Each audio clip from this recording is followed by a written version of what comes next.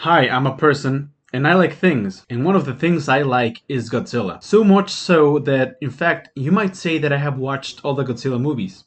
Because I literally have all 36 of them. Yes, including the animated ones, which were actually pretty good. Well, now, with Godzilla vs. Kong in its 37 movies in total. So I had the opportunity to watch Godzilla vs. Kong, not to be confused with King Kong vs. Godzilla from 1962. And it's not often that I get a chance to have an exclusive video review, so I'll give it a go. First, I'll give my personal thoughts. I'll talk a little bit about spoilers and surprises, and then I'll just end it giving my final thoughts and feelings. I don't want to make it a super long video, mainly because I don't think anyone will watch it if it's too long, but I might make another video about it later, talking more in depth about it. So let's get on with it.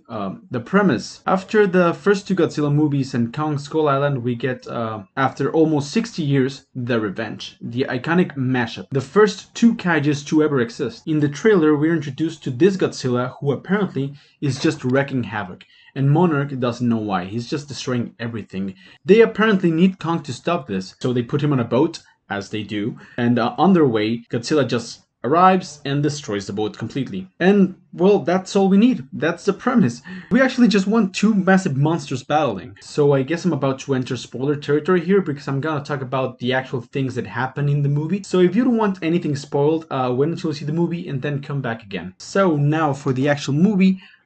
First of all, yes, much of what was speculated about the trailer is true. First, we start the movie with this conspiracy theory podcast. Although in movies, conspiracy theories are almost always true.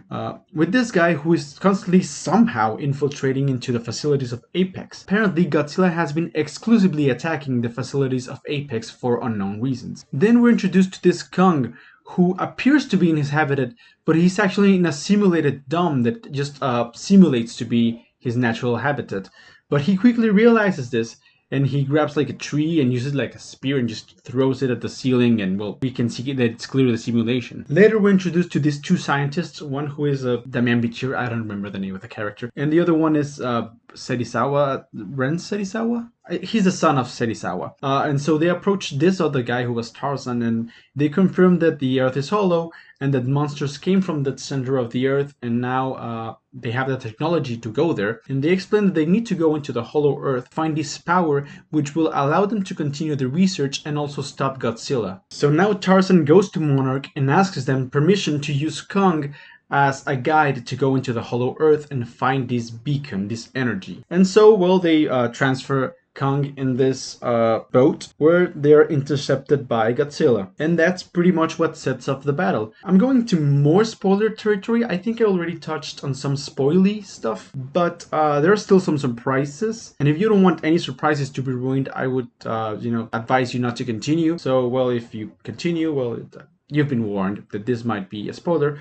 So, oh yeah, and I also forgot to mention 11 is also there with the conspiracy guy and the chubby sidekick. And they're like the comic reliefs, but they somehow infiltrate another Apex facility, and they accidentally find out that they have skull crawlers eggs. Skull crawlers, skull crushers. I think it's skull crawlers, and that pretty much explains why Godzilla was attacking Apex facilities. Because, in the 2014 Godzilla movie, they explained how he's like this balance of nature, and so he senses that there's these skull crawlers in the facility, and he needs to stop them because, that's an imbalance. They're like breeding them or something. And then it is revealed, another thing again, this is a big spoiler, I guess. I don't know, is this even a spoiler? Yeah, Mecha Godzilla is here, so I don't know if that's a spoiler anymore. And so, they created Mechagodzilla kind of like in the 93 movie where they use like the body, well in this case it's the head of Ghidorah, to create this mechanized thing and control it mentally. So Apex is evil and Ben Serizawa is controlling it. They're testing it by using skull crawlers, but it turns out it was a bad idea because Ghidorah's head then comes to life and burns Ben or Ren or whoever he was, Serizawa's brain, and he just is out. He takes full control of the Mechagodzilla. Meanwhile, Kong is exploring the Hollow Earth and crushing some warbats. And so they go inside this place where there's like a power axe made from one of Godzilla's scales or something. The things he had spikes on his back. And then he activates the energy beacon. Oh, and that's that's what causes actually Ghidorah's head to go like overpowered. Apparently, like that makes it like wake up or get more power. I don't know. And that's what kills Serizawa's son. And then it breaks loose. And then Godzilla does this pretty crazy thing where he just shoots his atomic breath directly into the center of the earth. Yes, he just uses his atomic breath to reach the center of the earth. That's crazy. It almost makes no sense. But anyways, then Kong, sees that. He goes back to fight Gojira, and then the most epic battle ensues. It's actually pretty freaking cool. And I don't want to spoil the ending of the very awaited battle between Kong and Godzilla, but it's pretty much what you'd expect. What you'd expect to happen, that's what happens. Not in a bad way. But anyways, that happens, and then as you might imagine, they have to team up to fight Mechagodzilla, so they destroy it, and it's awesome. It's pretty cool. So yeah, my final thoughts are pretty much that. I loved it.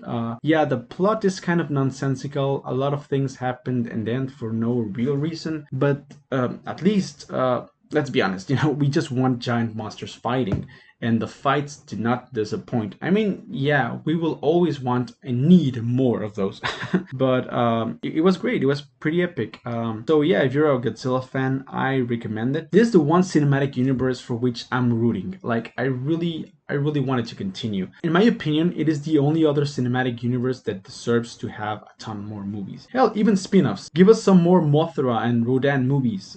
Bring back the classics like Gigan or Gigan and Gyros Baragan, like some of those Godzilla monsters that we love.